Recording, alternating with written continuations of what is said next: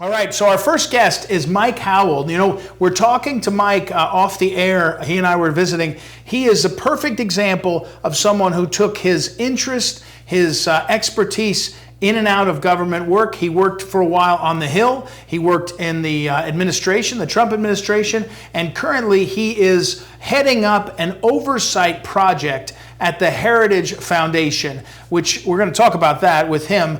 He's a graduate of Duke University and also Emory University School of Law, so he's an attorney among other things. And so welcome, Mike. Thanks for being here. Hey, thanks for having me, Ed. So first, that trajectory, where our students are college students, you know, when we send out an email, we email out to like 49,000 Eagles, invite all these college students, and we get college students looking. Your career, did you always think you'd work in and around policy and stuff? Is that what you thought, or what's your back? How'd you get here? That's a great question. So a little bit. In college, I was definitely politically inclined, law school, whatnot. But when I went to law school, the dream was go into corporate law. You know, go up to New York, get a job at a big firm, cash a big check. I figured out pretty quickly into law school that was not my calling. At the end of the day, you're moving semicolons on a legal agreement for some foreign corporate interest, and it's not really rewarding work. And this was at the beginning of the Obama years. So I found myself, much to the detriment of my studies, watching cable news, reading, early social media and following politics, and figured out, like, this is where I'm passionate, where my passion is. I got to get involved. And so altered the course, pointed away from the firm kind of objective, and here I am in D.C. All right, so Heritage Foundation, you head up what's called the Oversight Project at Heritage Foundation. We're going to have congressmen in after you. We're going to have some. A DOJ official, Jeff Clark, and all. But what you're doing is what this project. Talk to our collegians. What does it mean? Oversight, is that the House's function? Is that House and Senate? Is it what does it mean? Yeah, great question. I think it's so important because traditionally, this is what I thought when I was in law school. The role of Congress is merely just to pass laws.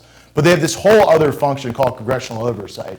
It's an implied authority from the Constitution that if Congress is going to legislate knowingly and be informed, they have to have access to information. And as we've seen over the decades where Congress has failed to legislate in a positive, meaningful way, a lot of their activity has shifted to oversight. It's playing catch up versus the administrative state, trying to figure out what's going on, investigations, public hearings, etc.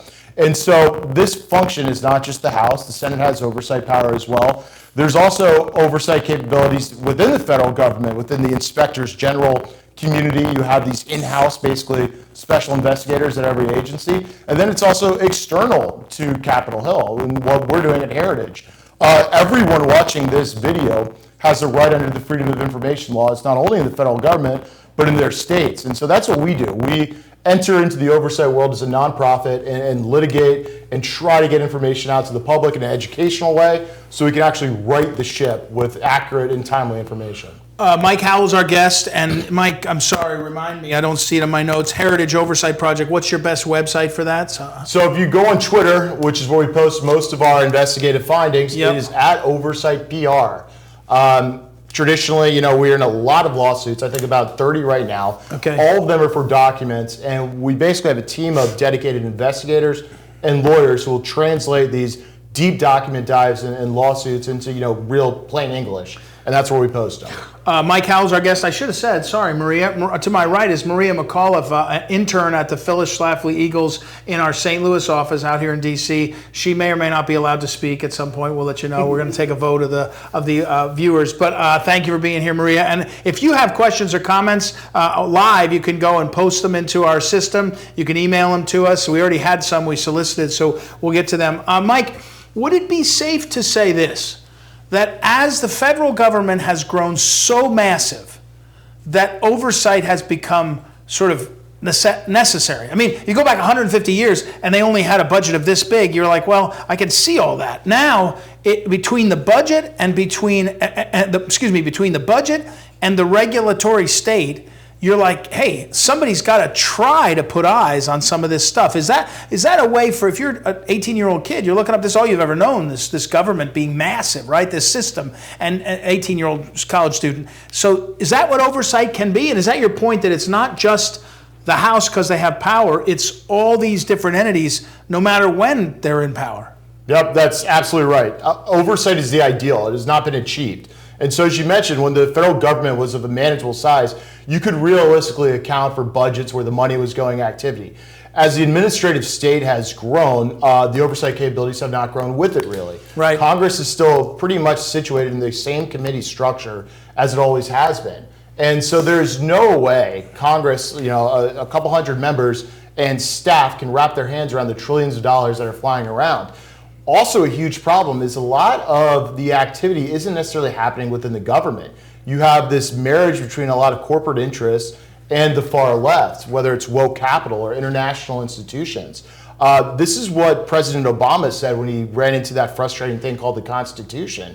He said, we need to pick up my phone and pen, right, and going to work around it that way. And it's called governing without government was the idea. And we're seeing this play out with the left right now, is what the government, when they run into a brick wall, they'll just get someone else to do it. That's the ESG, environmental, social governance. They're getting the corporations to do their climate change work for them. And so oversight needs a radical reinvention if we're going to have any hope of getting our hands around the full scope of the problem. Well, and truly, it's actually both parties, right? In other words, it's not an ideological move. It's a move as a check on power, right? I mean, if an honest liberal, if there were such a thing, would agree. I'm on the website at Oversight PR. I don't know when this tweet was. I'll find it in a second. Quote, here it is. Time to go on offense. We're suing the weaponized Manhattan DA. And then you go on this link to a story, a description of, I guess, a lawsuit by you guys. Tell us, walk me through the details. So a couple months ago, of course, Alvin Bragg, a very weaponized Soros prosecutor up in Manhattan, indicted President Trump, the first indictment of a former president in our country's history. We, under our rights that are available to us in state law and information law, requested some very simple information. I wanted to know who was Bragg communicating with in advance of the lawsuit or the indictment. For example, was he coordinating it with the Department of Justice, Biden's White House, members of Capitol Hill, etc.? Right. Because we've seen a pattern now over the last few years where it's not just radical leftists acting in a little vacuum in the office that they sit. It's different functions all pushing in the same direction at the same time. It's a massive coordinated effort. And so we wanted the evidence of, hey, Bragg, who did you speak to before this indictment? And we also wanted to know, Bragg, you got this fancy white shoe law firm doing all your work for you when you command one of the biggest DA offices in the country. Show us your contract and the work you've been doing at the fancy law firm. So it's important to know that we're entitled to this information. Everyone on this call is entitled to that information. We have rights as citizens of this country to get that information. The system is so broken down now that you need a team of dedicated lawyers at a place like the Heritage Foundation or Judicial Watch or America First Legal to step in and litigate to assert that right. What should be a routine process of administration. Basically, ChatGPT could send us these records if we wanted to. Right. But they're basically saying, no, we're going to make you pay for it via litigation, burn hours and whatnot, all in an effort to stonewall. And it's going to cost a lot of money on their end, taxpayers' end. So this is another form of this lawfare, right? Mm-hmm. At this point, lawfare, it's like if you were to say there's a lawfare army. The lawfare army includes, I'm talking about the other side. The left has different units. One of the units says we're going to do the DA over here. One of the units is the lawfare blog. One of the units is the federal prosecutors. And when you go and say, hey, the rules of engagement say you have to give me these documents, they just ignore you. Exactly. And the hypocrisy is on full display in this specific case. Because you had Alvin Bragg who indicted President Trump over what basically was a document dispute about records retention. Right. He said your business records were not well kept. I'm going to, shoehorn you into this new law that we're, have this Looney Tunes interpretation of. And so it's a document retention business records case versus Trump. He's got the same thing versus us. He can't even keep his own records, Alvin Bragg, when he indicted the former president for the same thing. It's just this dual standard of justice that's on complete display day in and day out.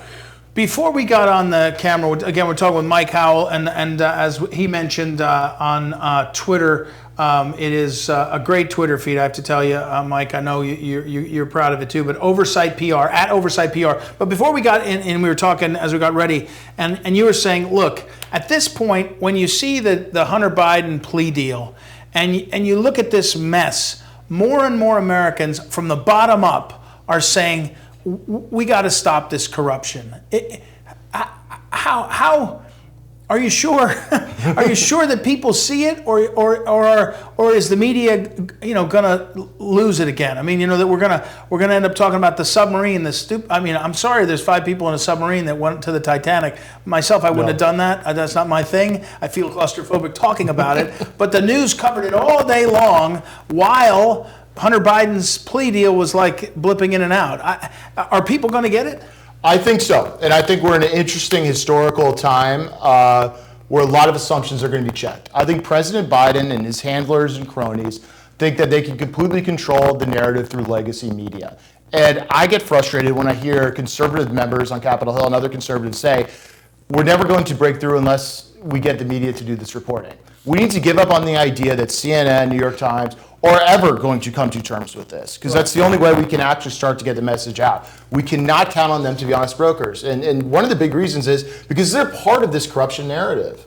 It has been the New York Times, the Washington Post, CNN, MSNBCs, who have been part of the cover-ups going back years, the Russia hoax, etc. They're not going to expose themselves, and we shouldn't be sitting there frustrated every day that CNN is not going to do that. And so I do think that it's starting to resonate with the American people, and this shows up in polling, that they understand there's a massive corruption problem, and Biden and the left and the media are at the center of it. And so we need to just keep getting that information out, pounding it with facts. I mean, Representative Comer, who chairs the Oversight Committee, has been, producing literal bank receipts after bank receipts of just this shady network of LLCs taking in money from, foreign adversaries. The American people get that. He's literally shown the receipts for the corruption. So that's another question. That Republicans win the House, the Republicans don't win the Senate. Are the Republicans doing enough oversight for you? When you look at it, are you saying, okay, guys, you're on the right track, let's keep going? Are you saying they're missing whole things? One part of that, I heard someone make the argument to me. They said, hey, look, everybody knows Hunter Biden is a crackhead and a mess. They don't really care. They do care about I think they care about the bribing now. Mm-hmm. That's expanded. But there are a lot of people that care about the fact that we haven't had oversight on the $100 billion in the Ukraine. Right. All right. So are they doing enough? Are you? I know you're probably going to be a little bit careful about blasting too much, but what's your sense of what the House is doing? They're not doing enough. Okay, good. There you go. For a couple reasons. One, it's an impossible standard to meet. The goal in my mind should be the complete de-weaponization and de-corruption of the federal government. So that's the bar we need to be striving at. Okay. Getting that, that is unrealistic. I think the standard should also be they're doing everything in their power to get to that point. And I don't necessarily think that's the case right now. There are some superstars. I think Comer and his oversight committee in this narrow lane of Hunter Biden corruption and getting bank receipts has been a resounding success. But then you look across the board. What we saw in the Biden first 2 years was trillions of dollars of federal spending. Whether it was this infrastructure sham that didn't go to roads and bridges, whether it was the Inflation Reduction Act, which was essentially just moving money out of oil and gas states to green energy producers, quote unquote, whatever that means, or if it, this CHIPS bill, just money for semiconductors that can be made in China. And then also the American Rescue Plan Act, which was supposed to be for COVID. It just went and bailed out blue cities' budgets. All these things I just listed amount to trillions and trillions of dollars.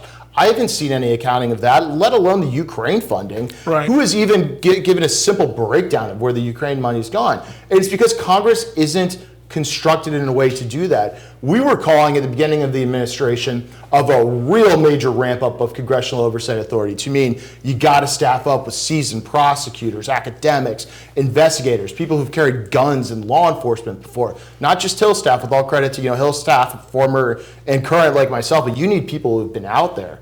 You need forensic accountants. And you can't just ask Jim Jordan and Comer, who are terrific in their own right, to do all this themselves. Mm-hmm. And so Congress needs to change with the times and ramp up their own authority. And we saw them just sacrifice a ton of authority. They were about to hold FBI Director Wray in contempt.